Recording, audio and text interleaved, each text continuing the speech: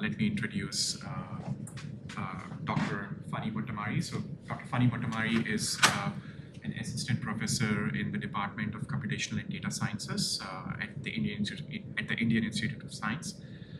So prior to joining IISc in 2019, Phani was a research scientist at University of Michigan, and then an assistant research scientist at University of Michigan, and he also got his PhD from the Mechanical Engineering Department in 2014. So Phani has contributed significantly to real space methods for electronic structure calculations, and he's going to talk about an aspect of this today. And he's also the recipient of the 2023 ACM Gordon Bell Prize. So Phani, without further ado, all yours.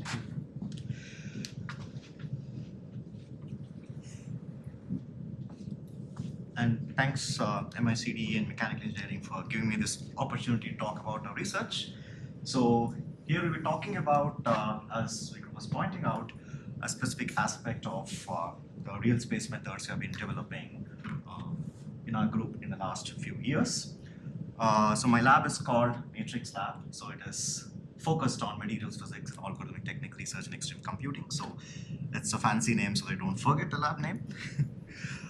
So without further delay, I would like to kind of introduce the topic. So modeling materials at the quantum mechanical length scale has been very important because it has played a significant role in determining variety of material properties, be it mechanical properties, phase stability materials, thermal properties, electronic properties, magnetic and optical properties. And these calculations, in fact, occupy almost 30% of the world's computational resources today. It underscores the importance of these calculations, right? And I would like to point out that the primary workhorse for most of these calculations is Kohn-Sham density functional theory, right? The Kohn-Sham density functional theory has a significant impact on science. We'll get to that for people who are not completely aware of that. And this particular slide shows the citation to the seminal work of Walter Kohn, who won the Nobel Prize in chemistry in 1998. You can see it has impacted almost like every area you want to talk about, right? Be it optics, electrical engineering, chemistry, nuclear physics, condensed matter, semiconductors, broadly material science, chemistry, and physics, right? So what is this Kohn-Sham density functional theory, and what are the challenges you actually have in solving this problem? So the most fundamental equation, of course, is the many electron Schrodinger equation, which is an interacting electron problem. As you can see, this is a very simple, innocent-looking equation, H psi is equal to E psi. And for most practical properties, you are interested in finding the ground state of these eigenvalue problem, right?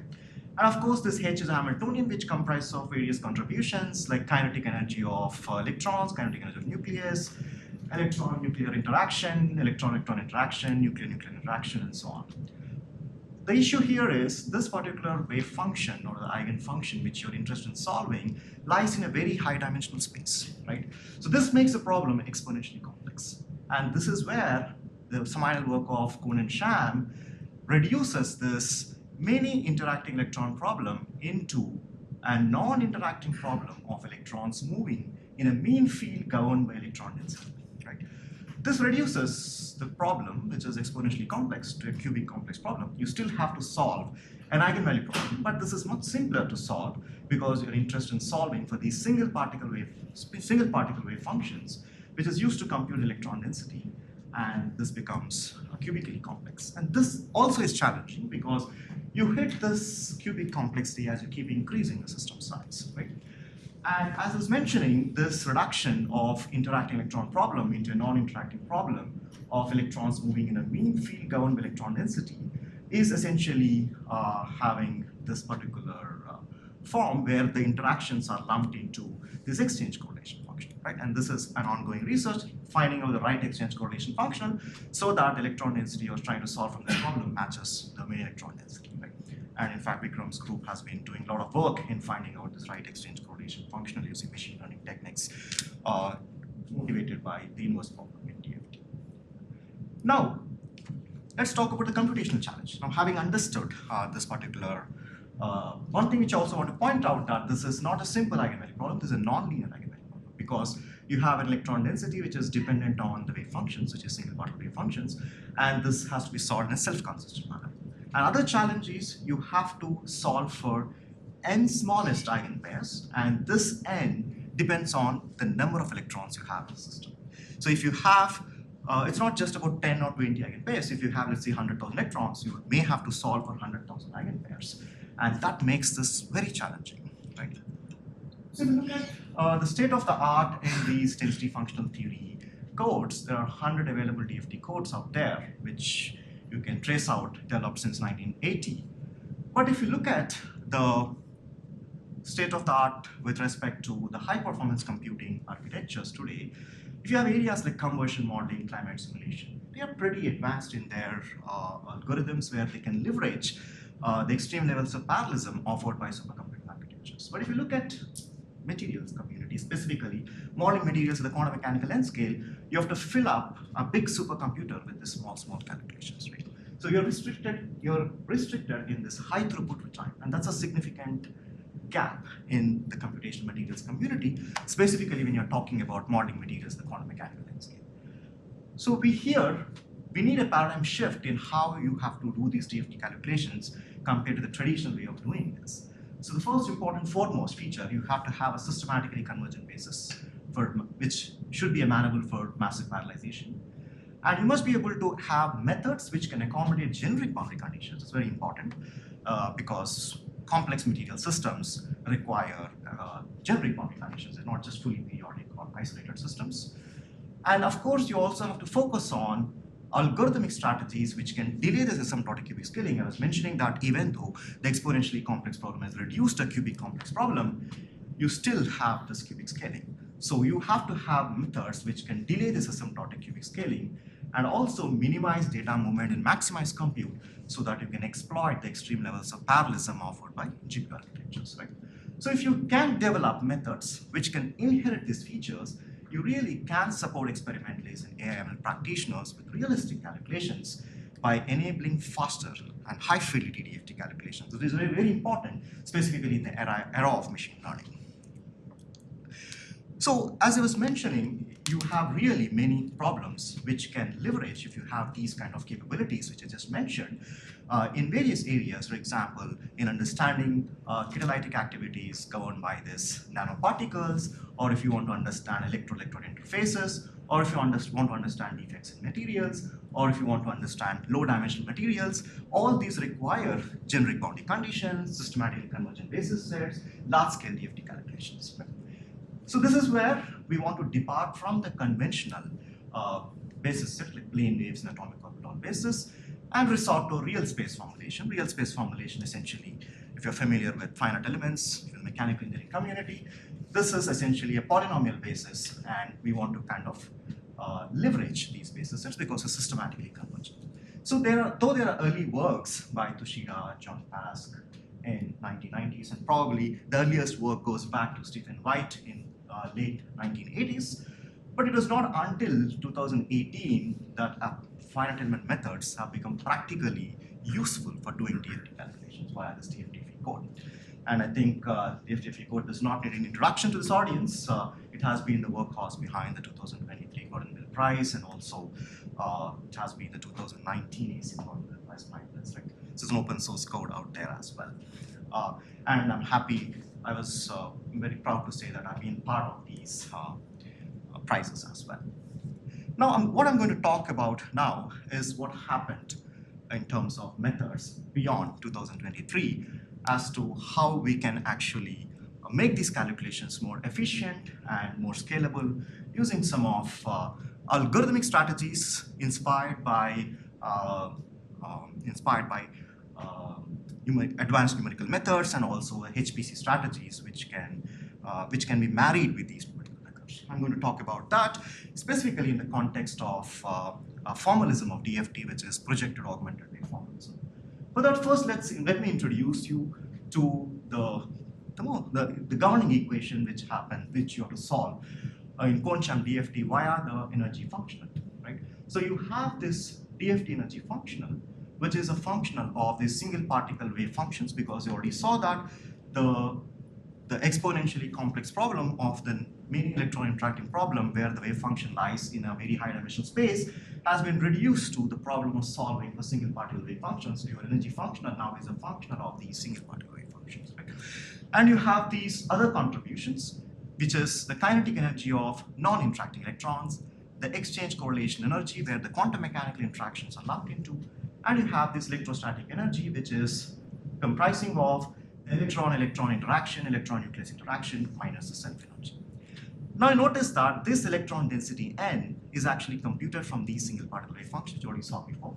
And this rho is a notation which I'm using for the total density, which is the sum of the electron density and the nuclear charge density. Right?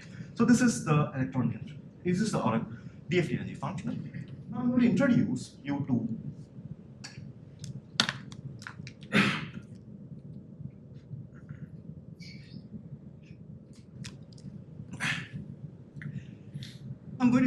to this widely used formalism in density function theory, which is the projector augmented wave formalism. Okay, so what happens and why is this required? Because as I was telling you, or maybe I did not point out, the Kohn-Sham energy functional which you have here is essentially a function of single particle wave functions, but the computational complexity of solving this particular problem depends on how many wave functions you have to solve and the regularity of these single particle wave functions. And when you have an all-electron DFT functional, which means you have to solve for all the electrons in the system, and these all-electron wave functions are oscillatory in nature because of the orthogonality constraint which they have to satisfy. And also you will have to resolve the Coulombic potential governed by these 1 by mod of 1 minus x prime kernels, which actually have a divergence at the positions of the nuclei. So you have a complex problem to solve when you're trying to deal with all electron DFT. Now this is where the projector augmented wave formalism constructs a map which maps a smooth pseudo wave function to an oscillatory all electron wave function, right? So this particular method seeks a transformation, an invertible transformation, which maps the smooth pseudo wave function, this is a pseudo wave function, to an all electron wave function which you already have. And this transformation operator is constructed such that it basically only modifies the nature of the electron wave function within a sphere around an atom. And outside, the nature of the wave function, electron wave function, remains the same. So effectively, this particular transformation operator allows you to write the all electron wave function as a smooth part plus a correction term. If you look at this, this is trying to add the core term and remove the smooth term, right? So this is how you can reconstruct back the electron wave function. Now, how does it look in the context of electron density? So now you have this all electron density where you have a smooth region of electron density away from the nucleus, and near the nucleus is where you have these augmentation spheres.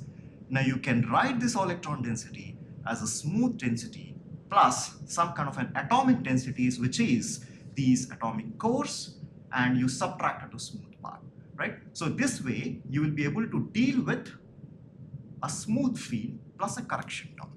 And this also translates into the energy function. Remember, we have seen the energy functional in all electron energy function, which is a function of the single particle wave function. Now you can reformulate the all electron DFT functional in terms of the smooth fields. Now this is still the same all electron energy, but now you can write this all electron energy functional in terms of the smooth wave functions, and all the terms look identical. Like you have the kinetic energy of non-interacting electrons, but the smooth wave functions are here.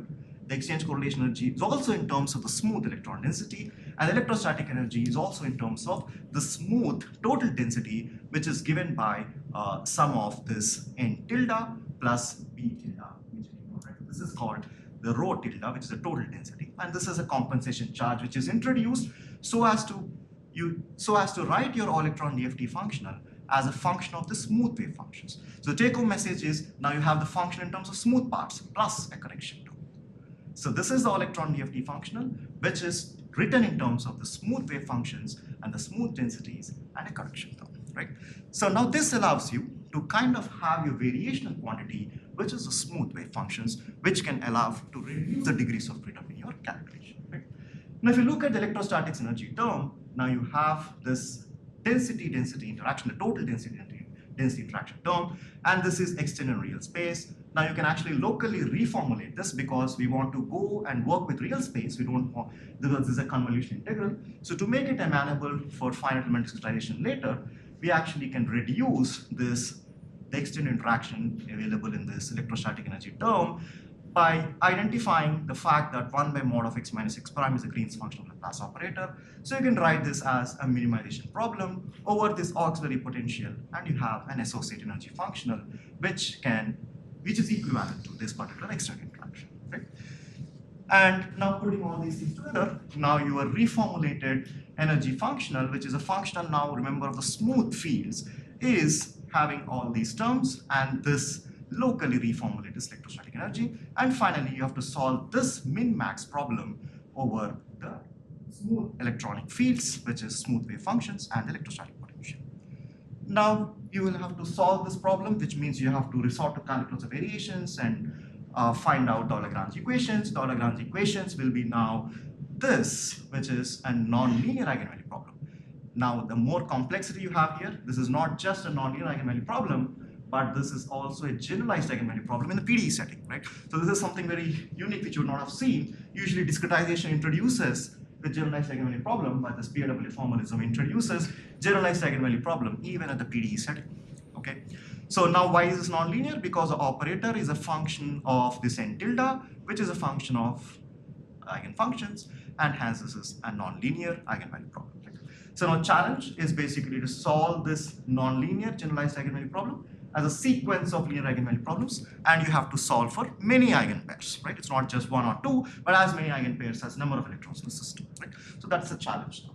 So now, as I said, we resort to finite element basis. And if you discretize your governing equations using finite element basis, you basically have this generalized eigenvalue problem. And why finite element basis? I just want to repeat that we want to work in real space so that we can accommodate generic boundary conditions, and these bases are C0 continuous polynomial bases, you already know, and these hence they have systematic convergent behavior, and these are compactly supported so that they are amenable for large-scale parallelization, because a basis function centered around a grid point need not talk with a basis function centered at another grid point very far away, right? So it's just a nearest neighbor communication, and of course, as you can see, you can have adaptive resolution, which means where you are interested, you can refine the mesh, refine the grid, and coarsen it far away from the position. Here it is an atomic position, which is of region of interest, right? So this also allows you to reduce the computational cost. Now, introducing the finite element discretizations of the electronic fields. Here, the electronic fields are your single particle smooth pseudo wave function, remember? And you have electrostatic potential, which we introduced because of the local reformulation of electrostatics. Now, this gives us this generalized eigenvalue problem, which is h psi tilde is equal to epsilon s tilde.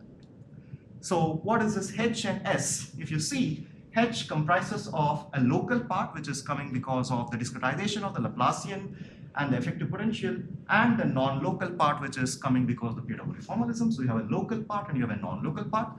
And you have this S matrix in the generalized eigenvalue problem. Again, you have a local part, which is coming because of the non-orthogonality to the finite element basis. And you have a non-local part, which is coming again because of the provably formalism. So, and this matrix representation for S is given as M plus P delta S P transpose. This is like a low rank perturbation of M matrix, okay? We'll use this fact, we'll come back to this, right? So now you have this discretized, generalized eigenvalue problem, which you have to solve. H psi is equal to epsilon S psi. Now, remember H and S are G cross G sparse matrices. What is G? G is the number of grid points you have in your simulation domain. So, and it can be anywhere between 100,000 to million to billion, depending upon the accuracy you require and the system size you're considering. And now, the number of smallest eigenpairs you have to solve can be again anywhere between 100 to 100,000. Of course, 100,000 is just a number or upper bound which I put in principle. Depending on the material system and the number of electrons, you may have to solve for many more eigenpairs as the number of electrons in the system. Now you can just do this simple transformation, h hat is equal to S inverse h, and you can convert into a standard eigenvalue problem, right? The challenge is how do you compute S inverse, we'll come back to that later. But now you have to solve this eigenvalue problem. So we resort to a Chebyshev Filtered Subspace Iteration as an eigensolver. And this is one of the popular eigensolvers which electronic structure community, specifically in the real space, DFT setting, we will use this Chebyshev filtered subspace iteration procedure. The key idea is the two main steps. One, you have a subspace construction, which you have to construct in such a way that it is rich in the desired eigenspace. And then you have a related step where once you have a subspace which is rich in the desired eigenspace, you project the bigger problem into this subspace which is rich, and you solve a smaller eigenvalue problem, and then you reconstruct your eigenpairs, right? So two main steps, which is subspace construction, which is rich in the eigenvectors, and then a projection step, which is basically trying to project this eigenvalue problem into in this filtered subspace, which will boil down to solving a smaller eigenvalue problem. Now, how do we construct the subspace which is rich in the desired eigenspace? This is where we resort to Chebyshev polynomial filters. So if you see, this is a Chebyshev polynomial filter, TP of h hat x0. And why Chebyshev polynomial filters? Because Chebyshev polynomials have a nice property, that is, they grow very fast left of -1 in comparison to its behavior between -1 to 1. So now you look at this particular spectrum, right? You're interested in the lower end of the spectrum. This is a wanted spectrum. This is unwanted spectrum. And you basically want to map the wanted spectrum to left of -1 because you know Chebyshev polynomials grow very fast left of -1. The fact that you're magnifying the desired eigenspace, which is between this -1 to 1, allows you to construct a subspace which is rich in the desired eigenspace, okay? So that's why the Chebyshev polynomial filters are very powerful. And this, you don't have to explicitly construct. Remember, the Chebyshev polynomial, you construct using a recursion here, right? This is a recursion which you follow. And now you see here, I highlighted this in blue because you have to now deal with h hat, which is the modified Hamiltonian, which is S inverse h. Now, this is where the challenges start coming. How do you evaluate S inverse and how do you construct this filtering? Will I converge? Because we have a very large scale eigenvalue problem. Now, why does Chebyshev filtering converge? Intuitively, I said, because you are basically magnifying the desired eigenspace, and this is where you are interested in this region of the spectrum, and hence you converge. But we can also mathematically show the convergence guarantees of this particular scheme, where you basically, if you think about SI is a subspace at the ith iteration, and S is the wanted eigenspace, you can actually come up with this estimate, which is trying to relate the angle between subspace at i+1th iteration and the actual S. Actual S is your desired eigenspace you're interested in constructing. Now, you can relate this particular angle between the i+1th iterate subspace and the desired eigenspace with the angle between ith iteration subspace and the desired eigenspace using this inequality. Now, this particular prefactor which you have has to be less than 1 for convergence. This is a fixed point iteration convergence. So now if you have the convergence of this particular, for this particular thing to converge, you need this particular factor to be less than 1. And it is true in this case because you are magnifying the wanted spectrum and the unwanted spectrum is here. So this ratio is less than 1 and hence you converge, right? So this essentially guarantees, at least for a fixed Hamiltonian, this particular inequality guarantees that you converge. Okay, we'll come back to this again. So now we have an eigensolver, which hopefully is efficient, but then what are the challenges? You have to construct, as I said, a recursion which involves S inverse h times x. Now, how do I evaluate this S inverse? So this S, if you see, has two contributions. One is the local contribution, which is coming because of the overlap of your finite basis, and you have this extra term, which is a low rank perturbation of M, which is coming because of a PW formalism. Right? Now, this has to be inverted, and this is sparse matrix. Remember the G cross G matrix, and G can be anywhere from 100,000 to million to billion, and you don't want to invert this explicitly, right? So this is where we will have to start thinking about what are the efficient ways of inverting this S, but then will you still converge, right? So now one natural thing which comes to your mind when you have this S matrix as a low rank perturbation of your overlap matrix is the Woodbury identity, right? So this is a classical standard identity which you can find in math textbooks, where you can write the inverse of this kind of a matrix to be having a closed form solution which involves the inverse of M and an inversion of another small matrix. This is easy to invert, hopefully we'll see, compared to the original G cross G matrix, right? If you write down the formula for S inverse using this particular form of S, you can show that it will involve inverse of M and also inversion of a smaller matrix, which is much smaller than the original grid points, which is G cross G, right? So now let us see how do we evaluate individually each of these terms, right? First, we have to evaluate M inverse, right? Now, again, M is integral Ni and J. Remember, this is the overlap coming because of a finite element basis. Now, here we construct finite element basis over the roots of derivatives of legendary polynomials. These are called Gauss-Levato legendary polynomials. They're not equispaced. They're actually, for example, if you look at a fourth order finite element where the polynomial degree is 4, if it is a conventional finite element, and if you have a spectral finite element where the bases are constructed of the roots of these derivatives of legendary polynomials, you will see the points which are like this, right?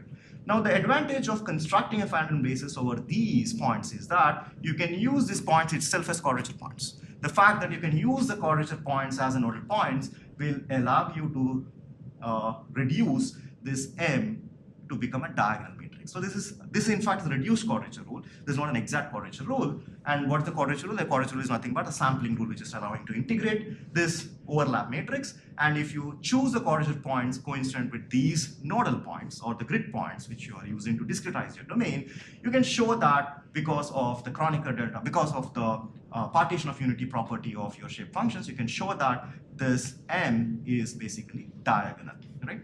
Now you have this M to be diagonal, which is nice, but this is still approximate. As I said, this quadrature rule is not exact, it is approximate. Okay, so this right, it's an approximation of M. But it's nice for me now because if I can somehow use this in an intelligent way, inverting mass matrix, inverting M matrix very easy because just inverting a diagonal matrix, right? So now we have dealt with this term. Now what about this term, right? So, but as I told you, the Woodbury identity allows you to reduce this, compute this inverse in a way where this dimension is much lesser than the dimension of S, which is G cross G, right? Now to invert this. Now remember, we are in a PAW setting where you have these augmentation spheres, and each augmentation spheres will not overlap.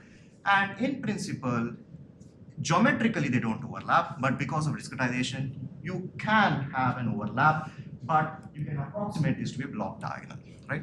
And each block corresponds to each of the atoms. So in principle, I can write now S inverse approximate as D inverse. I already approximate M to be diagonal. And because this term is block diagonal, I know that inverse, is approximate to block diagonal. I know inverse of a block diagonal matrix is just inverses of each of these blocks. And hence I can write this summation, which is this term over all atoms as summation over individual atoms.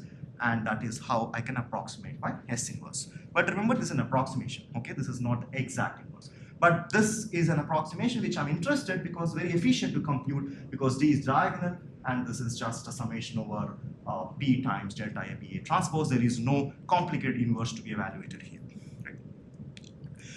But what happens now if I use this S approximate inverse in my Chebyshev recursion? Remember, I have the subspace construction step which is used to construct a space which is rich in the desired eigenvectors. Now I basically use this approximation which I just told you. Now I found and I solved the eigenvalue problem and measured eigenresidual. So this is eigenresidual. HU minus lambda SU is my eigenresidual. Now when I found that as I increase the iterations, the eigenresidual stagnates at around 10 to the minus 4. And that was precisely because I have an approximate S inverse, right? I started introducing this approximate filtering because I don't have a way of evaluating S inverse, and I just found out an efficient way of computing what to the best of my ability. But that what is turned out to be is that it is not converging to the desired tolerances which I want, typically around 10 to the minus 8 to 10 to the minus 10, is just stagnating at 10 to the minus 4. Sometimes this can affect your eigensolver, nonlinear eigensolver, SCF iteration convergence. So this is an issue, right? How do we now mitigate this? This is where we actually introduce an eigensolver which is built on this Chebyshev Filtered Subspace Iteration, but in a reformulated way using residuals.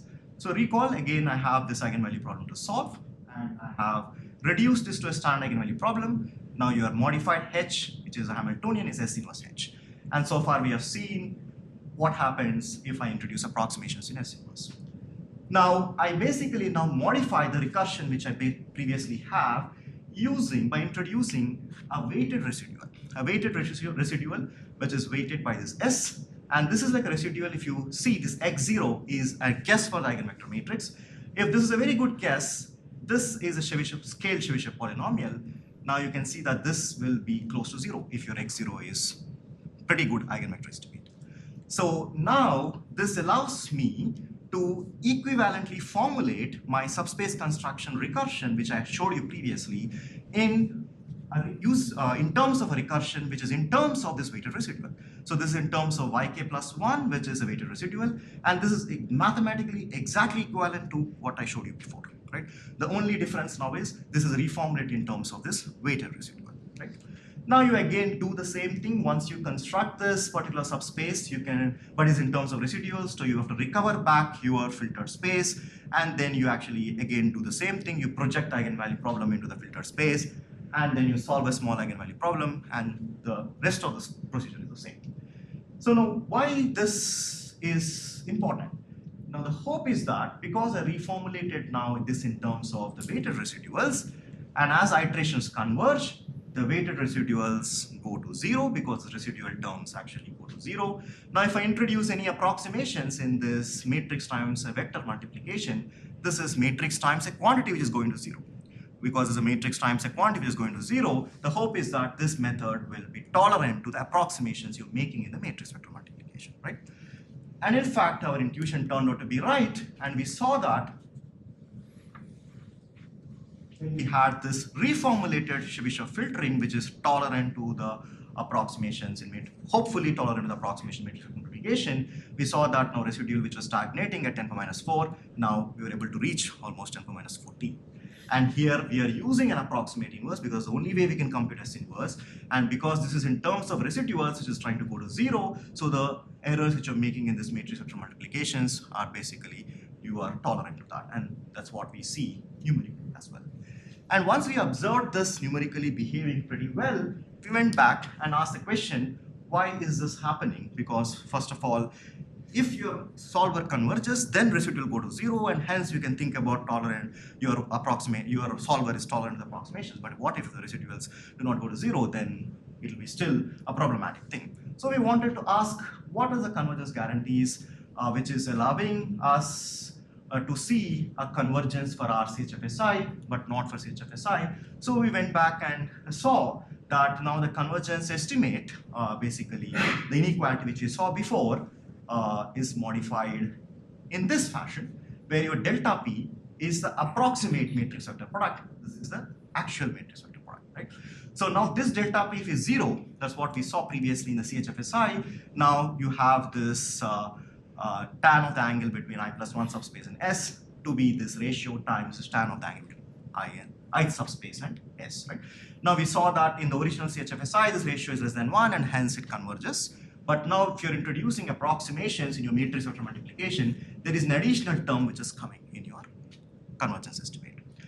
Now we can show that for convergence, you need this to actually be less than 1, right? This complete prefactor should be less than 1. Now you can actually argue that the sufficient condition for that is satisfying this inequality, which is the difference between Cp of lambda and Cp of lambda n plus 1, and secant of the angle between ith subspace and the cosecant of the angle between ith subspace and S. Now what happens in ChFSI, the original ChFSI, is that this is nearly a constant. And if you have an iteration where this satisfies, as iterations progress, this is 1 by sine of the angle, right? So as iteration progress, what happens? The sine of the angle becomes smaller and smaller. So 1 by sine of the angle becomes larger and larger. So you reach an iteration where this condition gets violated, and then you start stagnating, right? Now, but what happens in R-ChFSI is that you can show that this approximation is proportional to the sine of the angle between ith subspace and the original subspace. Now, which means that this 1 by sine gets cancelled. Now, if you have an ith iteration where this inequality is satisfied, because of this property, you will see that the inequality will hold for all I. And that's why we don't see any stagnation when we reformulate this particular Chebyshev filtering in the residual way, right? Where this X is a residual now. So this is how we basically kind of mitigated the first hurdle, which is approximate inverse. But now this gave us more motivation. Can we introduce more approximations now in your matrix vector multiplication, right? So we basically have a recursion, which basically, as I said, so you have introduced this approximation. Now we basically have a way of dealing with this approximation and still robustly converge. Now can I start introducing more approximations into this matrix multiplication? But for that, we have to build an infrastructure. How do you basically introduce more approximations. And this is where we basically have identified that the key computational kernels in this matrix times a vector multiplication A times X is computation of H times X, S approximate inverse times X, and Sx, right? And all these have a similar pattern. You have a local part and you have a non-local part. Non-local part is of this form, like a projector matrix. So now you're doing A times X. So this is a local part plus a non-local part. So how do we do this? These are matrices which are very sparse. So this is not M, this should be G, sorry for the notation. So this would be G cross G sparse matrix, and this is a dense matrix, which is G cross N, and this can be very large, as I was mentioning. So we don't want to build this sparse matrix A and then multiply with the vector X. So we are resorting to the fact that we have a cell structure in finite elements. So what we do is we basically extract. So this, you see, this is a color coding. Each cell is actually, each color here is a processor, and each processor you basically have multiple cells, right? You now kind of extract the cell level vectors from this global X. This is extraction process, is a global vector. You're extracting the cell level, vectors, and then after extracting the cell level vectors, you first partially finish the non-local operation, which is C dagger X here. You partially finish that first, right? And then what you do, you basically have the subsequent step, which is a local part times extracted cell vector, and the remaining portion of the non-local is what you finish at the cell level. Again, all these are cell level operations, and you basically finish the cell level operations, and these cells need not talk to each other because these are cell level matrices, and you, in principle, when doing this multiplication, you need not talk to each other, and you finally can do this in parallel and compute the product vector, which you have to assemble it to get the global vector, right? And once you do this in a given processor, this happens in every processor it happens. Now you have to assemble across processor boundaries because this processor will have some values in the boundary, this processor will have some other values in the boundary. You have to assemble them, right? So that is only the communication which you have to do, which is again nearest neighbor communication, because you only have to communicate to the processors which are sharing a particular grid point on a node. Right. Now, having built this infrastructure for doing this matrix vector multiplication, so remember I have cell level multiplications. Now, cell level multiplications are dense multiplications because I have a dense local part and a dense non-local part, and I just have to do a cell level matrix multiplications. Now, if I want to introduce more approximations now in this particular matrix vector multiplication, the natural thing for me which comes to my mind is why not do low precision compute, right? Because I have a solver, hopefully which is tolerant to the errors or approximations which you're making in matrix vector multiplication, which you already saw.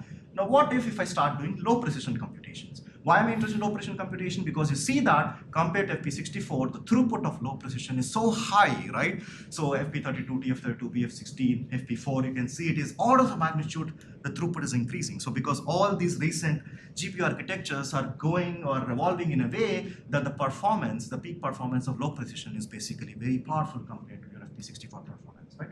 So now we start exploring what is a low precision computation which we can do. So if you see here, this is FP64 computation, which is involving that approximate inverse using the ChFSI, which stagnates, which already showed. Now I started using approximate S inverse and also low precision computation like FP32, TF32. In all these cases, we saw that the eigenproblem residual do not stagnate, but actually reach a very low tolerance, right? So which means I can start now leveraging low precision compute as well. And we saw that this is a resilient approximation which I'm making here, right? And how much this improves. Now, if you see the performance gains because of low precision compute, now you have FP64, and now if I do FP32, TF32, we almost see 2x gains in all kinds of architectures like Frontier, which is AMD GPUs, Aurora Intel GPUs, and Polaris, which is NVIDIA GPUs, right? And this is a benchmark system where I have 10,000 electrons, which is a WS2 slab, and tellurium is deposited on it. And this is a calculation which is giving us chemical accuracies in the discretization errors, energies, discretization errors, energies, and forces with 6 million degrees of freedom, right? Now, having said that I have reduced my computation, now all these GPUs actually are very good in drastically reducing computation time, but MPA communication and data movement starts becoming bottleneck, right? And here we have an algorithm where we have developed a blocked approach for filtering, where you have two different blocks. Basically, you have multi-vectors. I don't have to operate this matrix times a vector, which is not really a vector, but it's a multi-vector. As I said, you have the number of vectors will be as many as number of electrons in the system, but I don't have to operate on all vectors in one shot, which in fact will be very memory heavy. So I can split this multi-vectors into various blocks, and I can basically do this blocked approach, and that allows me to kind of identify which pieces can be overlapped. There are some computations, there are some data movement costs, and there are some MPI communication costs, and we basically have a way to orchestrate this data movement and compute on GPUs so that depending upon which is dominant, compute can hide behind communication or communication can hide behind computation, which allows you to take advantage of the modern architectures much more efficiently. So this is allows us to give further gains, and from the 2x we got gains up to 2.5x. We did not get much gains on Aurora. I think that is because of the interconnect which it has.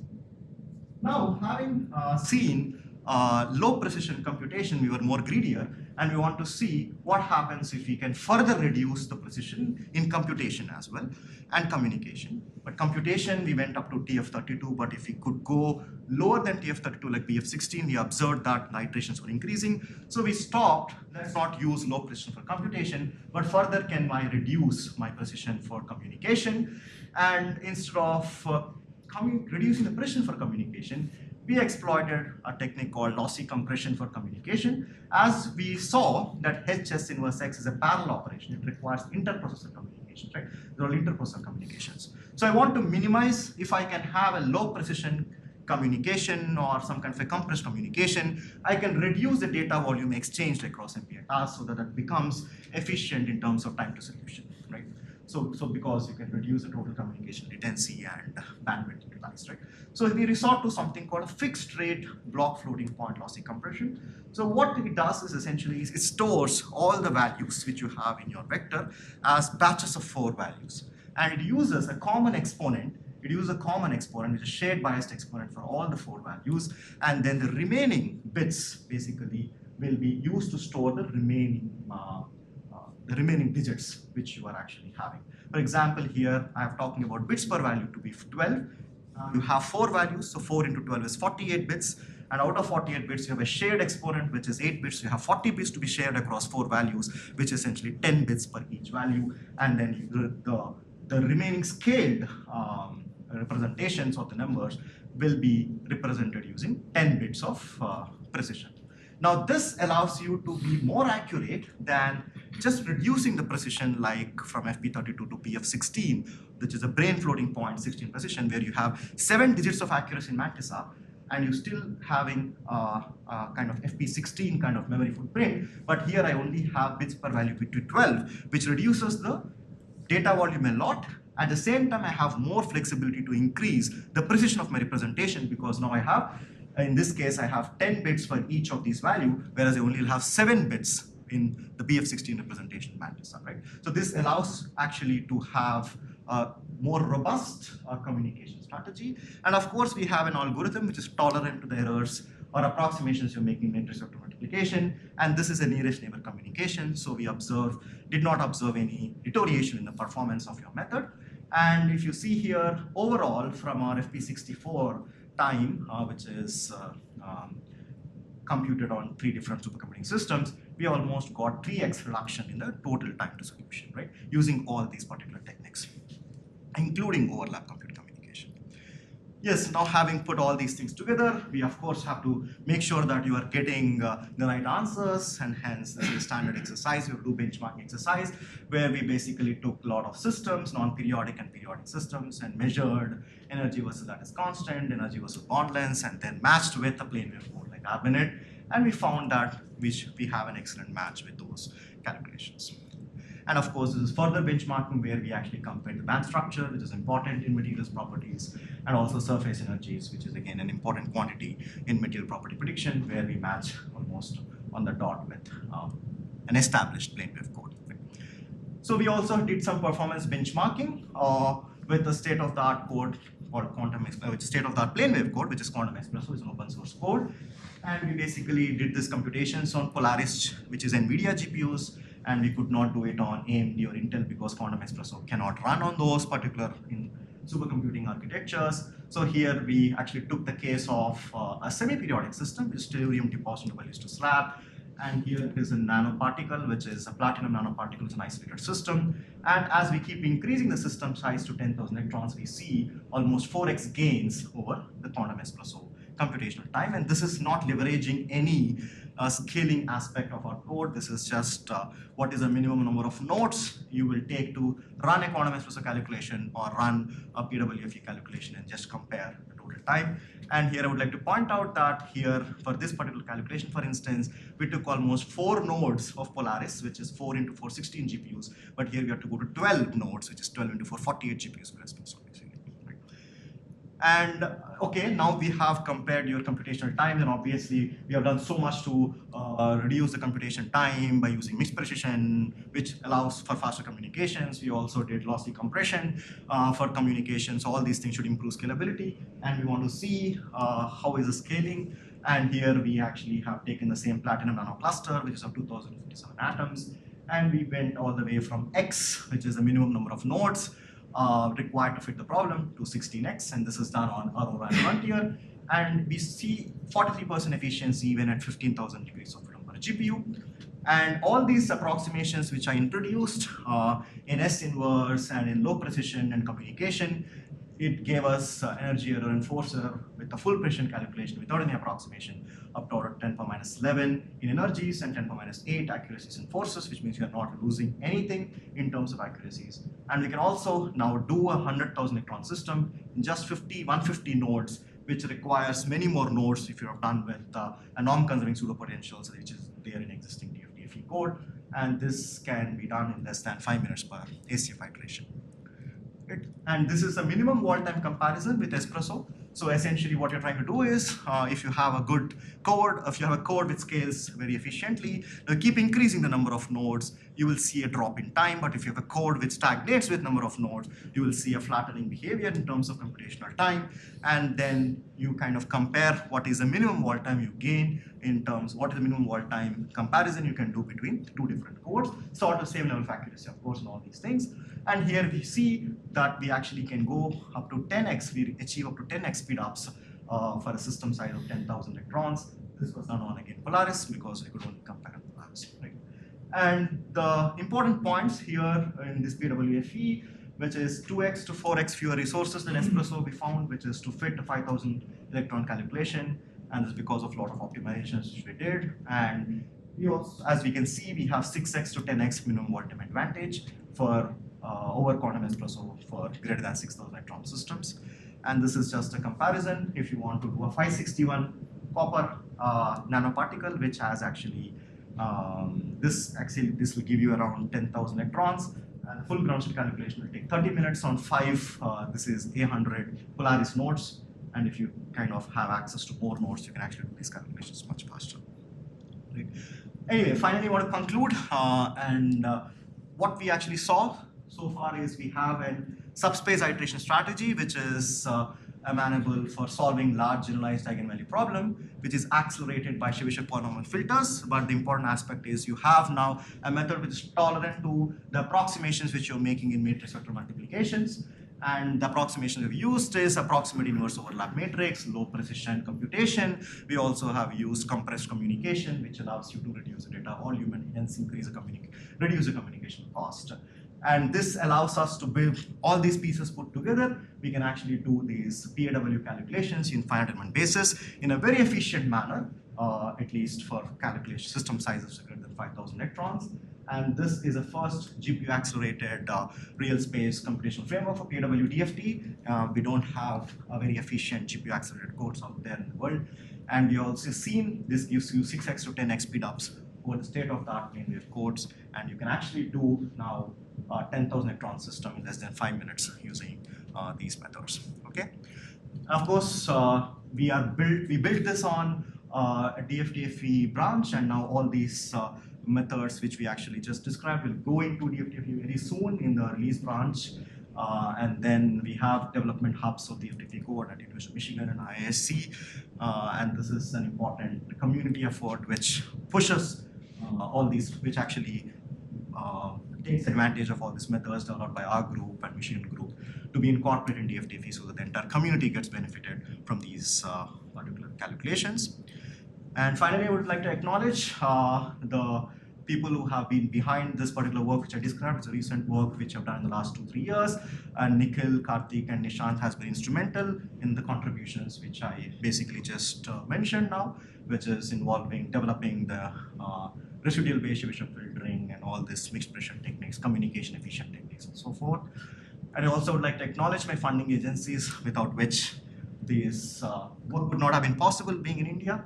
And I would like to also acknowledge my collaborators, where we started now using these methods to very important technological applications. And of course, my advisor, Vikram, who is here. And then we also have collaboration with the Korean Institute of Science and Technology, and Uppsala, and Tsukuba, Japan, and Kolkata, where we are trying to apply these particular problems for energy storage materials. And of course, I have collaborations where we are leveraging these techniques for interesting problems in catalysis at IISc also. With that, I basically will end my talk, and thank you so much for your attention. And these are relevant publications, which is a part of the work which I just described here.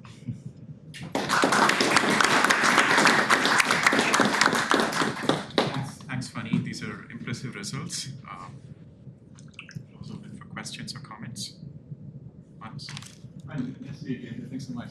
I want to ask you a question. When you compare your method with Kohn espresso, so the Kohn espresso, you're using the plane wave non-conservative potentials, right? It's not PO. No. For this comparison, we use PO.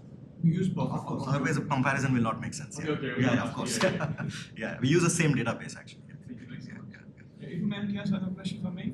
Yeah. I want to ask you, how do you handle structural relaxation? So when the atoms move, then this localized basis change as well, right? So I want to ask you, between these steps, every step costs the same amount of computing time, or can you reuse any information from the previous step to accelerate the subsequent steps in the relaxation? That depends on the complexity of the problem. Sometimes the previous electron density will become a very good electron for the next step. And we also have some extrapolation schemes as well. We have to take a few density steps between previous steps, and then you can actually compute the density for the next step. And at least for these kind of calculations, these are pretty softer softer data sets. So if you construct an original mesh which is reasonably refined, when the atoms move, you don't have to remesh until unless atoms move so far away. Yeah. So it's really easy in terms of that. We don't have to keep moving the meshes, basically. Yeah. Other questions or comments? So I have one. Yeah. So Phani, you showed the error estimate, like when you were making this approximation, where you had a plus delta in the numerator and a minus delta in the denominator, right? So, and of course your argument was that as the iterations proceed, like it goes, the angle in these cases, like, goes as sine. So that's good. Like asymptotically, you will see contracting map over here, and then you will get a convergence. But what about, like, did you observe anything like where in the initial steps that ratio could actually sometimes be greater than 1? And yeah, which you're right. Actually, it depends upon what is your approximation, right? If you have a severe approximation, what happens, and then you will not converge. Yeah. Right. So it all depends upon your this ratio and this particular norm of data. Yes. Right. And that's where you are not tolerant to any approximation of anything. That is true. Yeah. That is true. But then it also depends upon the initial the initial estimate for your x0, the eigenvector estimate which you have, because I did not put the prefactors here, but there's a prefactor which is also dependent on the residual, the eigenresidual. So essentially it's a proportional quantity, right? So this residual essentially is the dependence on residual essentially comes from the fact how good is your eigenvector estimate, starting estimate. That's why what we do is a first pass, we basically do everything without any approximation, like single pressure, double pressure, everything. But then we start invoking this from the second pass so that you have a reasonably good estimate for your eigenvector estimate. Right. So the residual is actually smaller, and hence this becomes not too large, and the prefactor is also not too large, right? Basically. Yeah.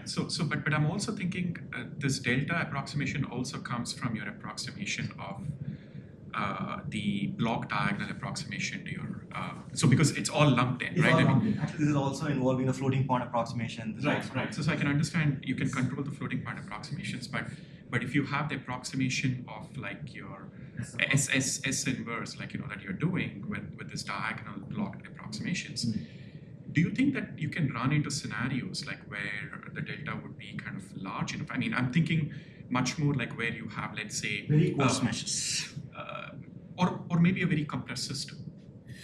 Where you have like kind of overlapping spheres. So overlapping spheres is anyway out of question, because at that time what happens to PW approximation itself we don't know. Yeah. But we are interested in scenarios where geometrically they don't overlap, but because of the discretization you basically have an overlap when you have a coarse surface, right? That is where your thing breaks down, right? So at least for the kind of problems which we are dealing with, the mesh sizes we're dealing with, we did not run into that issues. But again, I cannot say for sure that will that be basically an issue or not, right? But at least we have something better than before, where we don't have any way of controlling that, right? Yeah. And then if you actually see that, the remedy is that you will have to use a lower H and then keep your P lower also. Right? Sure. So that way you are still going towards the geometric non-overlap behavior. We don't want the discretization to actually make the block diagonal matrix non-block diagonal. Sure. And does the code actually compute? I mean, of course, the right-hand side is between SI and S. Like you don't know what S is, but you could potentially do some kind of an extrapolation. We actually did this for toy examples. In fact, one of the reviewers actually exactly did this. You've benchmarked on a very well-established code, but you can take toy dense matrices and show. We actually observed exactly the same behavior, right? Wherever this particular inequality is satisfied, and we can actually have plots as well, where this inequality stops satisfying, we'll see a stagnation. Where this basically where the inequality is satisfied, we see actually behavior which is going. But I'm more curious on the front of like actually using this inequality as a check inside the code, whether like the approximation is good enough or not. Exactly, because if you're but to do that, like you have an angle between SI and S, you do not know what S is, but could you use like somehow previous information from previous iterations and get some kind of an extrapolation to what S could be, and then measure? Basically, can we have a rough estimate of this inequality so that we know it converges, right? Yeah. We'll think about it. You had a picture of an adaptive mesh at one point. Right, over there. So is that fixed at every iteration, or does it change? This doesn't change. Doesn't change from one iteration to the next. And that's based on the nuclei position? So the electron density itself doesn't have an effect on the adaptive mesh. I mean, the hope is that the electron density variation will be much more around the nucleus, and that's why we have a refined mesh around that. But as the iterations progress, the behavior will not be like you will have somewhere the electron density becoming sharper here compared to this. Won't happen, because the initial guess for electron density is superposition of atomic densities. So there's like some standard way to adapt the mesh based on what nucleus? Based on heuristics, essentially, in our experience. Yeah. And is it also adaptive in order? No, not adaptive in order. It is having a fixed FE order, but only adaptive in the mesh size. And that makes infrastructure very complicated if I have adaptivity in polynomial order, yes. Other questions or comments? Manas, go ahead, Abhirav. Yes, so I just wanted to ask, so the residual Chebyshev filtering, so you're reformulating based on the fact that the eigensolver that has like L2 norm of the vector norm, L2 norm of the residuals. So that's how intuitively the reformulation is happening. Yes. But if instead the field norms were used, hypothetically, in the eigensolver, does the reformulation again has to happen in the? Sorry, I don't understand the question. So instead of the vector norm, if the field norms were used for calculating the field norms. I meant like instead of L2 norms of the hx minus lambda, if the field norms were used, which is like the integrations. No, but why no integration? It's just matrices, right? Yeah, Only but vector terms. okay, so So there's no point thinking about fields at all here. okay, It's so just a linear algebra problem. so you wouldn't even think of. Yeah, we would not think about that, yeah. Because I don't even know what does that field correspond to hx. Yeah, it's a psi f x, psi h of x. You just have your overlap. Yeah. So it's, So when you use your Chebyshev polynomial orders, so have you done any study saying that at which polynomial, highest polynomial order, the effect it has on your entire model? Yeah, so okay, basically you're asking what is the Chebyshev polynomial have to use, right? The k is equal to 1 to p. Yeah, how do you determine the Of course. So it's a very good question. So the Chebyshev polynomial degree depends upon what is the upper bound of your spectrum, right? If you think about it, if you have a very fine mesh, I require very fine spacing. If I have, the upper bound will increase. The upper bound of the Hamiltonian will increase, right? Because it's essentially trying to say that you have more modes in your so-called eigenfunctions, and hence you require a finer mesh, and which means energy of the system in principle increases, which means upper bound of the Hamiltonian is higher, right? So when your upper bound of the Hamiltonian is higher, so if you can see this figure, right? Right. So now if you have a very high upper bound, right? You are squeezing this unwanted spectrum, which is large, between -1 to 1, right? So you will not get enough magnification. So you really have to increase your polynomial degree to get enough magnification in this region, right? So basically we have a heuristic which basically decides this polynomial degree to the upper bound of the Hamiltonian.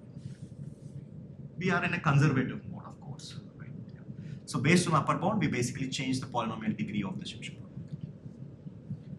When you can come up with some estimates to kind of have a right Chebyshev polynomial degree with upper bound in a theoretical fashion, but that requires additional overheads in computing that estimates, and that becomes a mess. So we just did with heuristics. Yeah. So it changes with your system, right?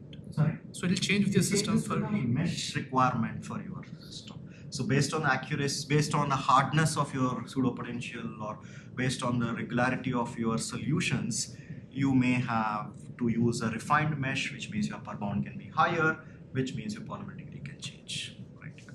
Which is reflected in the table which we have, a heuristic table. Okay, this is upper bound uses polynomial degree, this is upper bound is polynomial degree.